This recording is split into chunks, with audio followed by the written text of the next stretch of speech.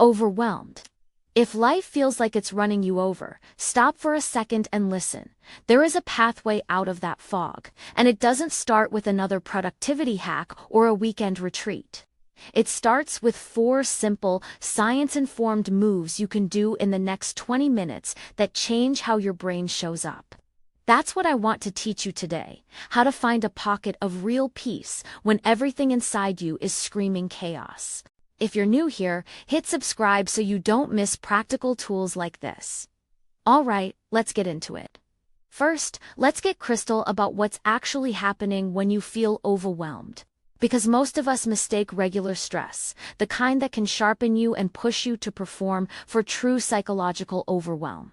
Stress is pressure. Overwhelm is flooding. Picture your brain as a web browser. Stress is having a few tabs open, a deadline tab, a call tab, a tiredness tab. You can still move between tabs, close them, and get stuff done.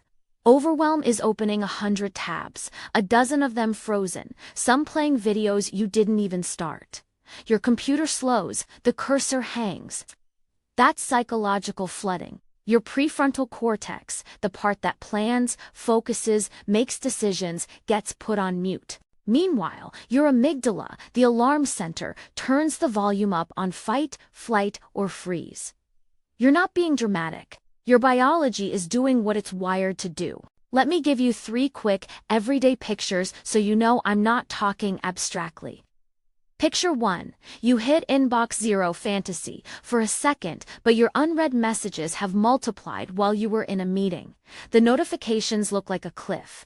You open your calendar, back-to-back blocks. You can't even read a subject line because your chest tightens.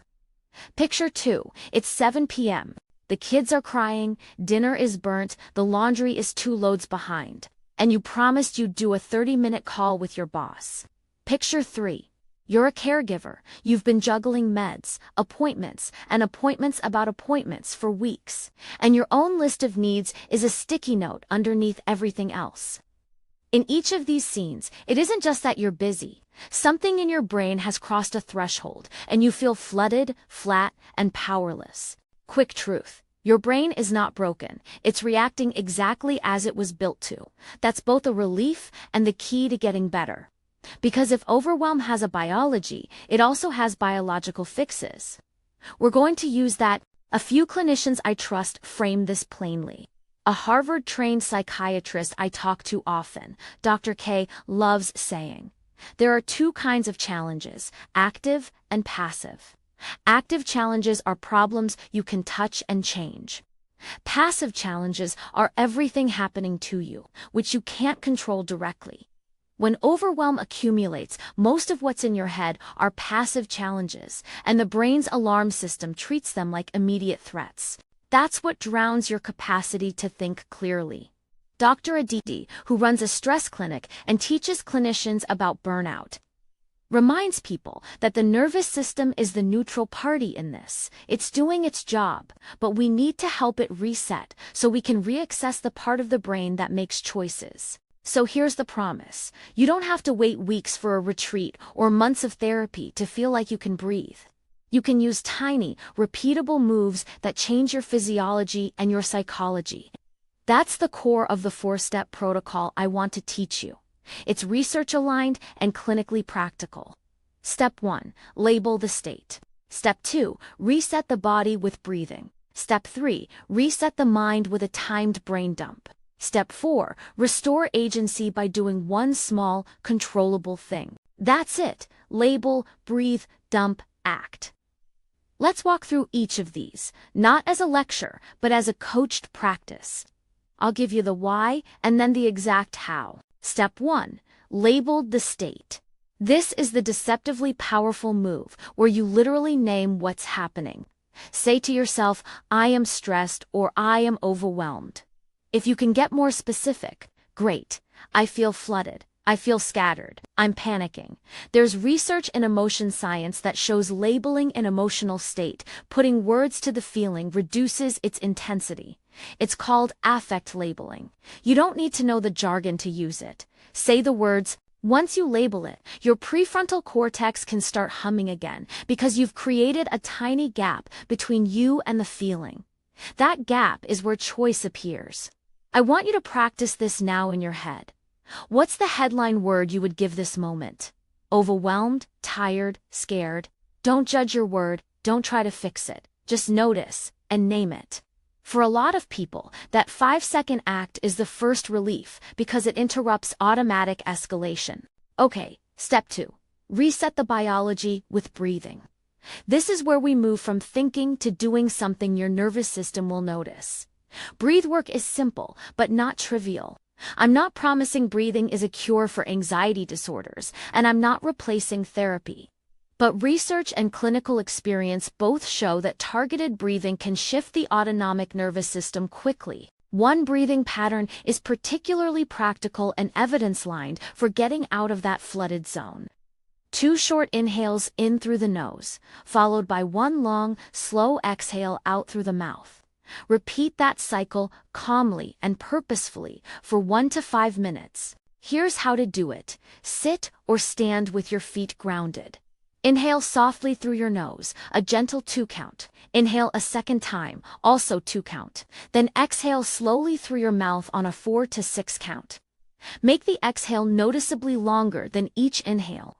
The goal is not to hyperventilate or to control every breath perfectly. It's to cue your vagus nerve and shift you toward the parasympathetic state, the rest and digest side of the nervous system. If you find rhythm with 3-second inhales and a 7-second exhale, that's fine. 2 inhales, long exhale is the anchor. Do this for a minute and see what happens to the tightness in your chest. Quick safety note: if you have respiratory conditions, recent cardiac issues, or you're pregnant and have concerns, go gently and consult a clinician before doing extended breathing exercises. If at any point you feel lightheaded, return to your normal breathing and sit down. I'm going to tell you a short story about the first time I used this in real life. I was in the middle of a 2-day work storm, and by the end of day 1 I could barely read an email without a knot rising in my throat. I remember thinking, I'm failing at everything tonight. Then I tried the 2 inhale long exhale pattern for 2 minutes while leaning against the kitchen counter. It didn't erase my inbox, and it didn't make the kids stop screaming. But something shifted. The dread became more like a signal.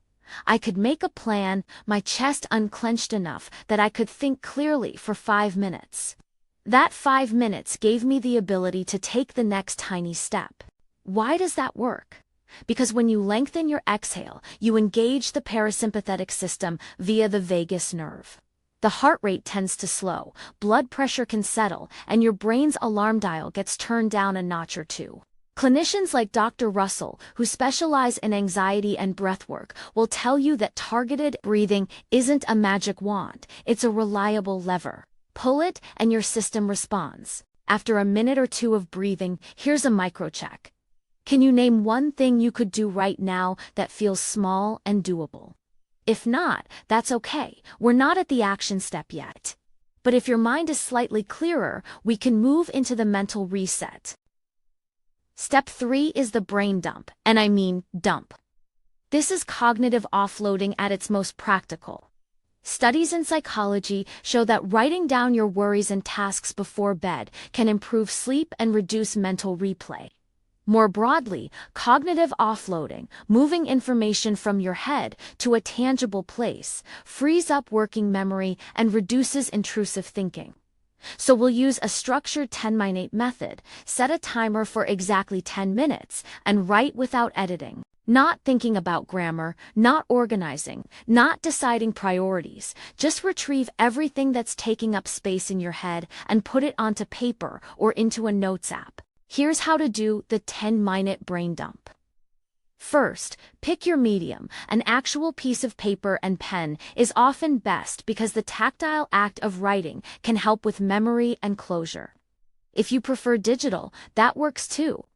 Second, set a timer for 10 minutes and commit that when the timer is running, you will not do anything but write. Third, start listing appointments, worries, to-dos, half-formed sentences. things you're avoiding, things you need to tell someone, things you're afraid of, errands, emails, the argument from last week, ideas for the future. Write the ugly and the trivial. Write the things you don't want anyone else to read.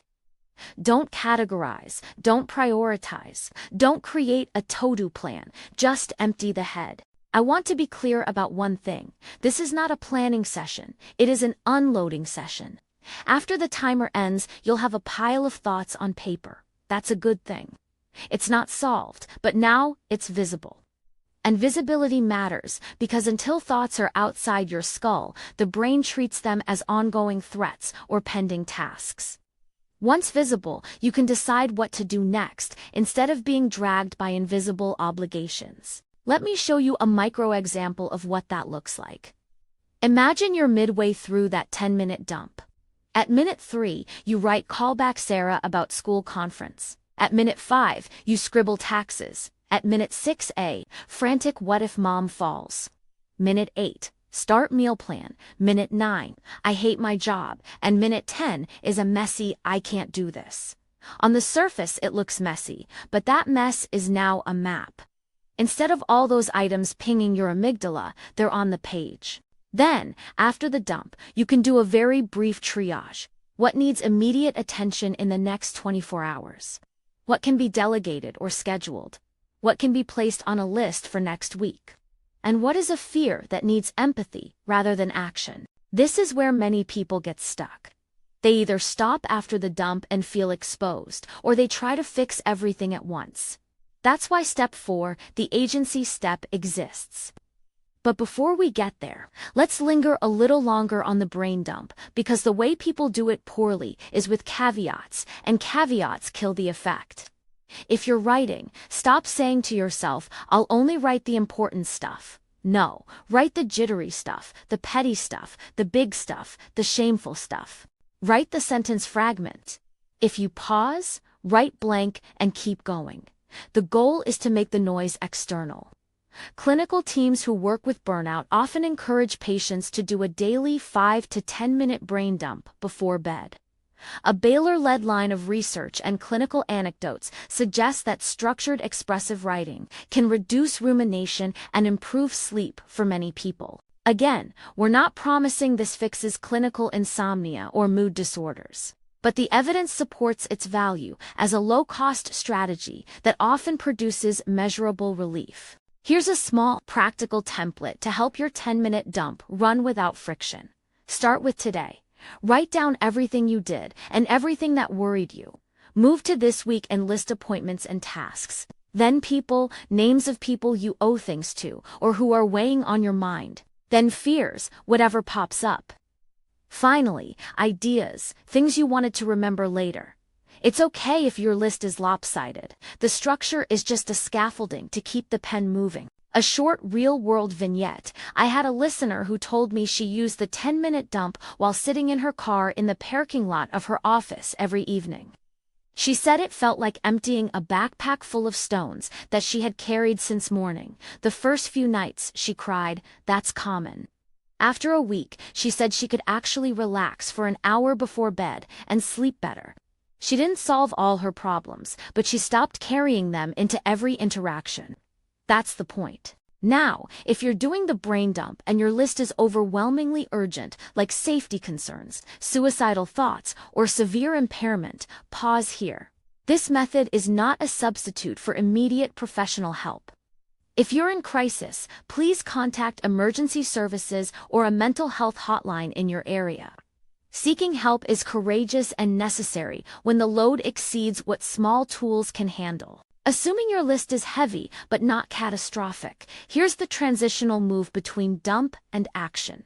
You will scan the page for one item you can control right now. Not a project, not a lifetime change, but one specific, small action. This is the most regenerative step you can take because it restores agency. Overwhelm happens when too many passive things pile on you and you feel carried, not carrying. Doing one small thing flips that script. You become an actor again. The item you pick might be sent an email to reschedule. Put my gym clothes by the door, set an alarm for sleep, call my neighbor to ask for help with pickups, or drink a full glass of water. The key is that it's a clear, doable action you can complete within a single session. That's step 4 in a nutshell, and we'll unpack how to choose that one thing in a minute. Before we get there, let's do a short, guided micro-practice combining steps 1 through 3 so you know how to use these tools in sequence. Even if you're in a grocery store line, or a bathroom stall, or your car between stops. First, label what you feel in a sentence. I am overwhelmed. Say it in your head. Second, take 2 calm inhales through the nose, then a long exhale through the mouth. Repeat that twice more. Third, if you have 1 minute, write 1 sentence listing the top 3 things that are taking space in your head. Don't edit, don't judge. That 1-minute micro-dump will often give you a sliver of perspective you didn't have 2 minutes earlier. Imagine now, you've just finished a quick dump and your breathing is steadier, your shoulders are lower, your head isn't fixed on the loop anymore, it's landed somewhere. You open the paper or your notes and the words are there. Messy, honest, human. On that page, 1 item stands out like a blinking light. It's small, actionable, and meaningful to you. That blink is the hinge of agency. I want to pause and be clear about expectations. These 4 steps are practical tools that work for many people on many days. They are not a replacement for ongoing therapy, medication when indicated, or emergency intervention. If your overwhelm is chronic and debilitating, if you're missing work consistently, withdrawing socially, or having thoughts of harming yourself, please reach out for professional help. Use these tools as part of a broader strategy, not as your only strategy. At this point, you might be thinking, okay, Mel, it sounds good, but I've tried breathing. I've journaled and nothing sticks. That's a fair reaction. The reason many people give up isn't that the tools are bad, it's that they aren't sequenced and practiced when the brain is flooded. Doing a single step in isolation works less reliably. The sequence matters. Name it, change your body, unload your mind, then pick 1 small action. The sequence leverages the biology we talked about. Naming cuts the immediacy, breathing lowers the alarm, dumping clears bandwidth, acting reestablishes control. Let me walk you through a composite example to show the sequence in a realistic scenario. Picture Jordan, a marketing manager and parent. It's Tuesday night. Jordan is exhausted. The kids need permission slips signed, a client wants revisions, and the dishwasher has decided to stop working. Jordan's chest is tight. First, Jordan pauses and says internally, I am overwhelmed. That small labeling removes a bit of panic. Next, Jordan does 2 quick breathing cycles, 2 inhales, long exhale, repeated for a couple minutes while leaning against the counter. The breathing produces enough calm to get to the next step, a 10-minute brain dump on the kitchen counter, where Jordan writes every little thing, permission slips. Call client, dishwasher repair, taxes, talk to spouse about weekends, and the hidden emotional strikes like I'm tired of carrying everything. After 10 minutes, Jordan scans the page and picks 1 small, actionable item. Email client. Propose sending initial revised files by Thursday instead of tonight. Jordan writes the email, hits send, and feels a small but crucial return of control. The tasks are still there. But the feeling of being run over has eased because Jordan did 1 thing that mattered, and that was within reach. That's the arc I want you to experience. Small moves that add up to a felt peace. The hard truth is that you will still have busy days. But when your nervous system isn't seized, decisions are possible. That's freedom. Now, I want to get more specific about choosing that single action, because this is where people often sabotage the momentum. Your first rule is, the action must be controllable by you. If it involves someone else's cooperation or long chains of logistics, it's probably not the best first pick. Your second rule is, it should take less than 20 minutes to initiate or complete. The point is to create a completion signal to your brain. Third, it should be meaningful, not just busy work. Doing a thing that feels trivial to you won't restore agency. For example, open the dishwasher might be useful if you've been avoiding that physical task and it matters.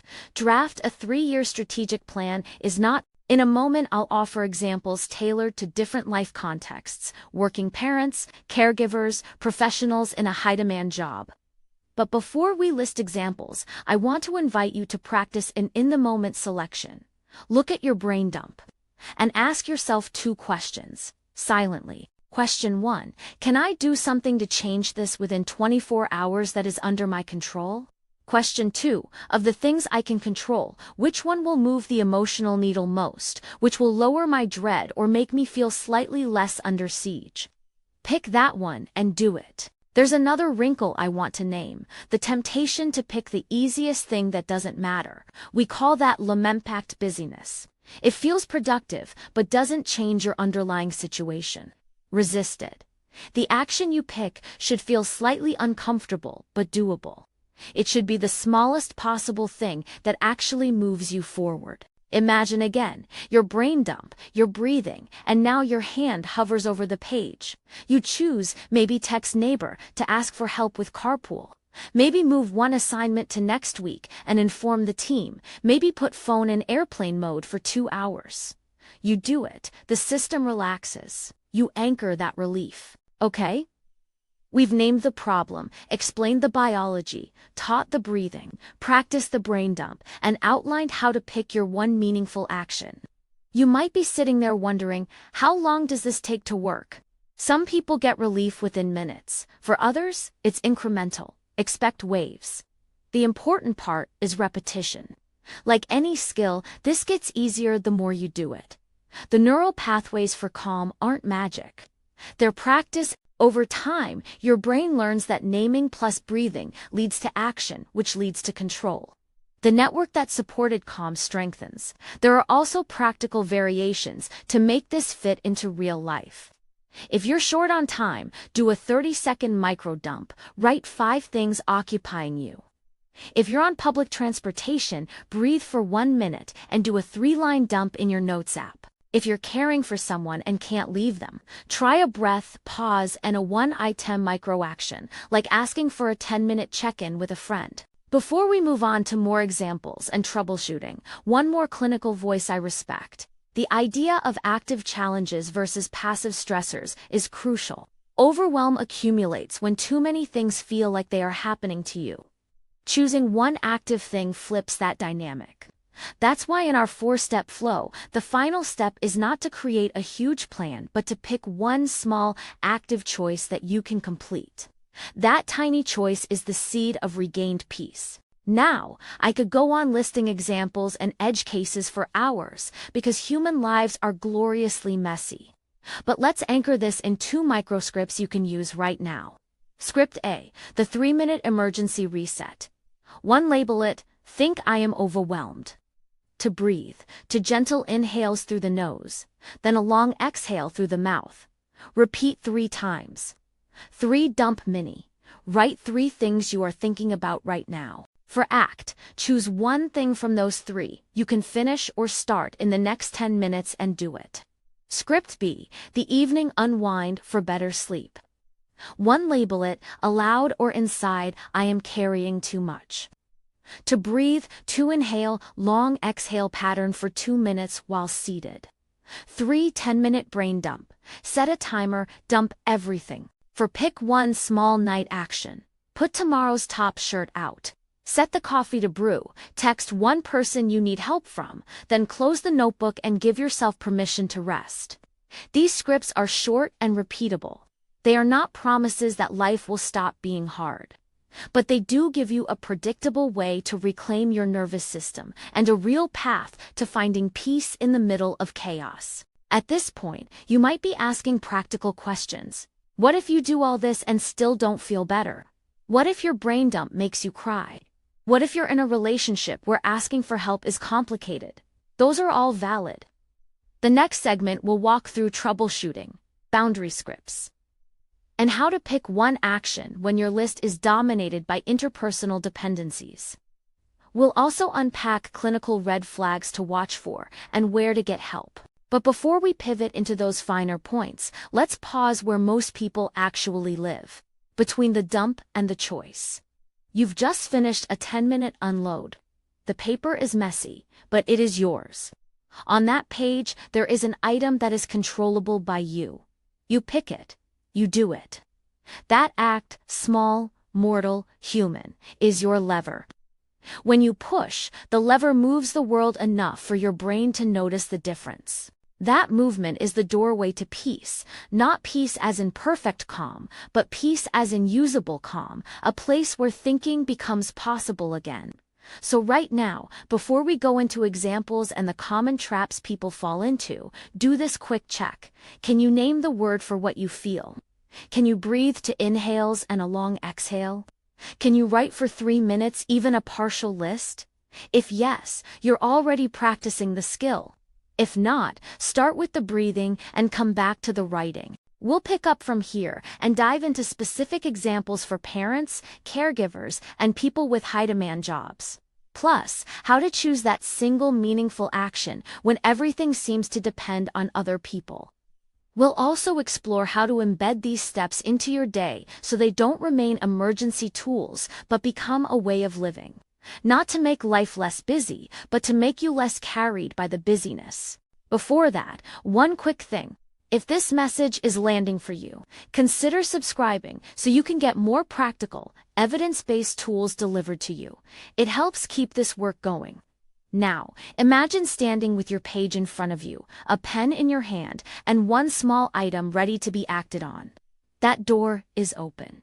The question that matters is not whether the list is long, it's which single handle you will pull first. So you're standing at the page, you picked a handle, you did one thing. Now, let's go deeper into the messy real life, where these tools actually earn their keep, the parenting trenches.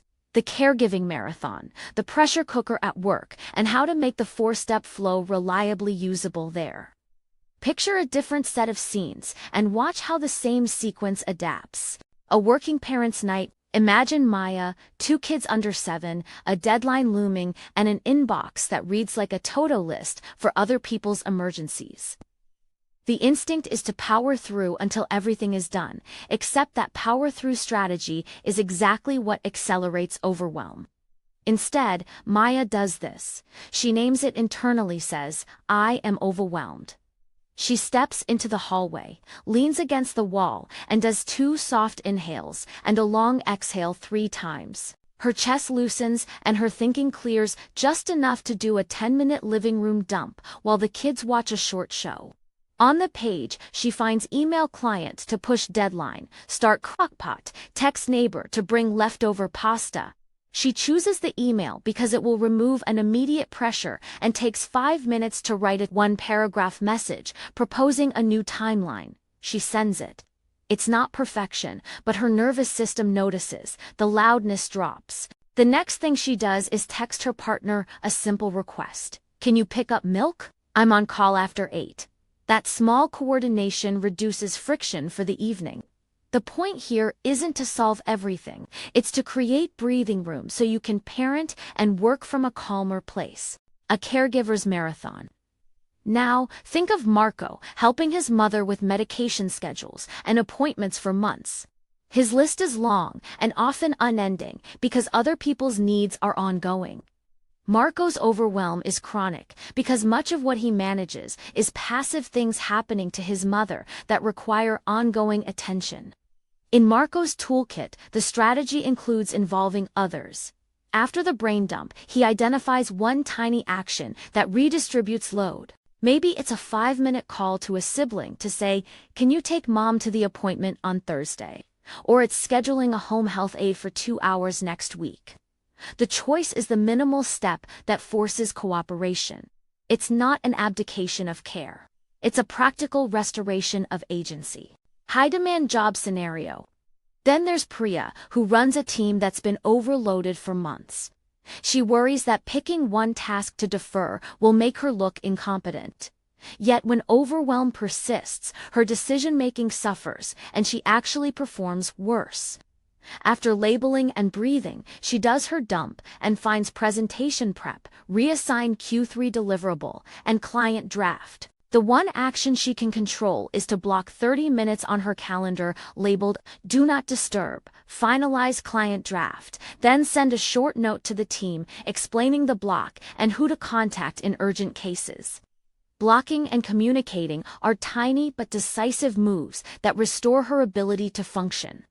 She doesn't fix the systemic overload in one step, but she gives herself permission to get one meaningful thing done, which reduces the internal pressure. Across these scenarios, the same patterns show up: the biology, the breathing, the dump, the single action. The differences are in how you identify that one controllable step and how you protect it from being swallowed by the next fire. Let's talk about picking that step when your list is full of things that require other people. When your actionable items depend on others, this is where many people stall. You look at the list and say, everything requires someone else. The trick is to break dependencies into smaller moves that you can control. There are 3 ways to do this reliably. First, pick the smallest possible sub-action. If fix the roof depends on a contractor, the sub-action might be call 3 recommended contractors and leave a voicemail or draft an email asking for estimates. Those are things you can complete in one sitting, and they move the project forward. Second, pick the communication action. Often, overwhelm is generated by uncertainty. A simple message can remove ambiguity and the loudness that comes with it. Scripts are helpful here because they remove the temptation to overexplain. For example, hey, I can't take this on tonight. Can we move this to Friday? If that works, I'll follow up then. Or, I need help with X. Can you take Y on Tuesday? You don't have to solve the whole chain. You simply ask for a specific help. Third, pick a delegation or scheduling move. Delegation doesn't require an elaborate handoff. It can be as small as I'm assigning one task to you. Send me a confirmation that you received it. Or scheduling can be I will call the vet tomorrow at 10 a.m. These are clear, bounded actions. If your interpersonal network is complicated, if asking for help feels risky or triggers conflict, try framing your ask so it's low drama and clearly actionable. Use templates that focus on clarity, time, and outcome. For example, can you cover drop-off tomorrow from 8 to 9? If yes, I'll owe you dinner. Or, for work, I'm shifting X to Thursday so I can finish Y. Are you okay with that? Short, direct, and collaborative language reduces the chance that your ask becomes another passive stressor. Scripts for creating boundaries and asking for help. Most people freeze because they don't have words. Here are short, usable lines you can adapt. These are not confrontational. They simply create clarity. I can't take that on right now. I can do X by time, or I can help find someone to do it. This gives options and control. I'm in the middle of something that needs my full attention. Can we reschedule this for later? This preserves goodwill while protecting your window. I need a hand. Can you take specific tasks tonight?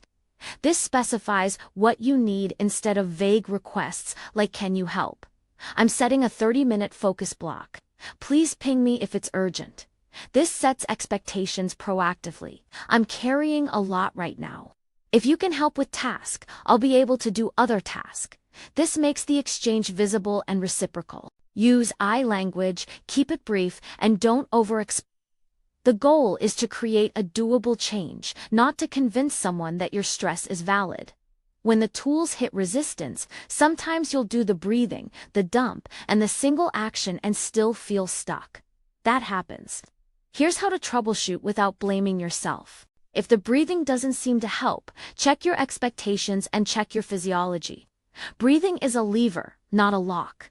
If you're very dysregulated, 1 minute may not be enough. Try extending the cycles to up to 5 minutes while keeping intensity gentle. Add grounding. Press your feet into the floor. Notice 5 things you see in the room, or rinse your face with cool water. Gentle movement can also help. A 2-minute walk around the block often recalibrates the nervous system in ways sitting doesn't. If the brain dump makes you more anxious or provokes tears, that can mean you just released material that needs care. That's normal. After the dump, spend 2 minutes with a self-soothing step, a cup of tea, a short breathing cycle, a call to one trusted person, or a grounding exercise. If the dump surfaces trauma or memories that feel overwhelming, pause and reach out to a clinician who can help process those reactions. This technique is not trauma therapy. It is a tool to reduce daily cognitive load, not to unearth unprocessed trauma without support. If you do the one small action and nothing changes, assess whether the action was truly meaningful. Did it reduce ambiguity, remove a barrier, or create a closure signal? If not, try another action. Sometimes the first act is a practice run. Keep it small and keep trying. Over time, these micro wins build a network of competence in the brain. If overwhelm is persistent and undermines work, relationships, or safety, this is important. Seek professional evaluation.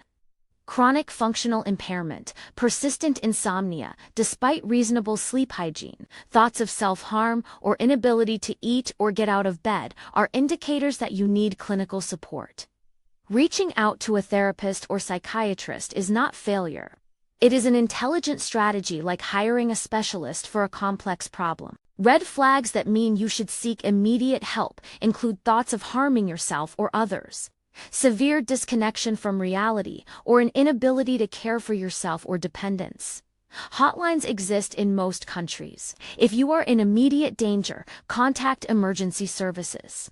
If you're unsure, check in with a health professional who can guide next steps. How to embed these steps into a real life so they become habits, not emergency tricks. Short-term fixes only go so far if you never practice. The goal is to make these moves habitual so the brain learns a new route out of panic. Here are practical strategies to integrate them. Anchor them to existing habits. Habit stacking is simple and powerful. Pair the breathing with something you already do. For example, breathe for 2 minutes right after you wash your face in the morning. Pair the brain dump with an existing night ritual. After you brush your teeth, spend 10 minutes unloading. That reduces friction because you already have the cue. Create a physical kit. Keep a small notebook and pen in your bag, car, or nightstand. If you prefer digital, create a brain dump note and place it at the top of your Notes app so it's easy to access. Use a one-page cheat sheet with the breathing rhythm and the script for the 10-minute dump. Keep timers saved on your phone labeled 3-minute dump, 10-minute dump, and breath reset. Schedule anchor points. Block a weekly 20-minute review on your calendar. Use that time to do a longer dump. Plan one meaningful action for the week and look for areas to delegate. Consistency trumps intensity. 10 minutes a day beats a tour weekend fix that you're too tired to do. Practice in low-stakes moments. The first few times you'll likely try these tools when you're already flooded. That's necessary practice, but it's also hard. So practice them when you're moderately stressed, when the outcome is less critical. Use the breathing before a meeting as a rehearsal. Do a 1-minute dump in a coffee shop to lower baseline rumination. When the big stress hits, your brain will have a template to use. Build accountability by involving one person. Tell a friend or partner you're trying this sequence and ask them to check in. The social contract raises the chance of follow-through. You might say, I'm doing 2 minutes of breathing and a 10-minute dump each night. Can you ask me how it went tomorrow? That question alone creates a completion signal. Keep it simple and repeatable. Complexity is the enemy of consistency. The 4 steps are intentionally simple. Label, breathe, dump, act. Don't add layers until the core sequence is automatic. Variations for different contexts. You don't have to do the exact same breathing or the full 10-minute dump every time. Here are scalable versions. Micro reset at the desk. Label quickly. Do 1 minute of breathing to inhales. 1 long exhale for 3 cycles. Write 3 bullets in your Notes app. Then pick one thing from those bullets and calendar it. In the middle of a meeting, quietly say the label to yourself and practice one long exhale to calm the body. After the meeting, do a 3-minute dump. While caring for someone who can't be left alone, do a 1-minute breath reset. Then a 1-line micro dump on your phone. Pick an action like text neighbor for 30 minutes of help. Before bed, do the full 10-minute dump with the structure we discussed, and then choose one night action, like laying out the next day's clothes or setting the coffee timer. This creates a psychological boundary between day and rest. Why this works over time. The neuroscience in plain English. You don't need a PhD to benefit from the basic biology. The prefrontal cortex (PFC) is the brain's executive office. It plans, evaluates, and inhibits. The amygdala is the alarm bell. When the system is flooded, the PFC's influence wanes, and the amygdala's alarm dominates. Labeling creates a small cognitive distance, which recruits the PFC to reappraise the emotional state. Breathing lengthens the exhale, which stimulates the vagus nerve and engages parasympathetic mechanisms, lowering physiological arousal. The brain dump offloads cognitive load from working memory into an external container, which frees up processing power. The one small action restores a sense of agency, which is profoundly calming because it reduces the perception of being at the mercy of unending demands. Repeating this cycle trains neural pathways that make the sequence more automatic. In other words, you're teaching your brain a new habit for handling overwhelm, evidence, and expert perspectives. Clinical practitioners and researchers converge on a few reliable points. Breathwork has been shown in multiple lines of research and clinical practice to influence autonomic balance. It is often used as a proximal tool for reducing acute anxiety. Writing and expressive disclosure have been connected with reduced rumination and improved sleep in many studies. And cognitive offloading is widely recognized as a way to clear working memory. Clinicians who specialize in burnout and anxiety often combine these techniques into short, repeatable practices because they are low risk and scalable. That said, none of these tools are intended as replacements for evidence-based treatment when it's needed. If symptoms are severe, professional intervention is advisable. I reference clinicians in conversation, like the Harvard-trained psychiatrists and stress specialists I mentioned earlier, because they help translate the research into clinical practice, and because their experience supports what we find in studies. Small, repeatable behaviors make big differences over time. A few practical traps and how to avoid them. Trap 1: perfectionism. You tell yourself you'll only do the breathing if you can do it perfectly. Perfection is a trap. Imperfect practice produces real results. Too messy inhales and a long exhale are better than waiting for the exact rhythm. Trap 2: I need to fix everything thinking. The brain loves grand solutions because they promise finality. That's not the point here. The aim is to reduce the volume enough to act. Pick actions that are incremental, not transformative. Trap 3: using the tools as avoidance. The breathing and the dump can become avoidance strategies if they let you delay necessary conversations or decisions. Use them as a way to create clarity and then follow up with decisive action. Trap 4: comparing your pace to others. You're not in a race. Consistency matters more than speed. How to measure progress. Progress with these tools is often subjective but observable. Track small metrics. Are you sleeping better a few nights a week? Are you able to start your mornings with one less mental knot? Can you finish a workday without replaying every interaction all evening? Notice when you can make decisions with less inner friction. Consider keeping a simple log for 2 weeks. Note the times you used the sequence and rate your sense of overwhelm before and after on a 1 to 10 scale.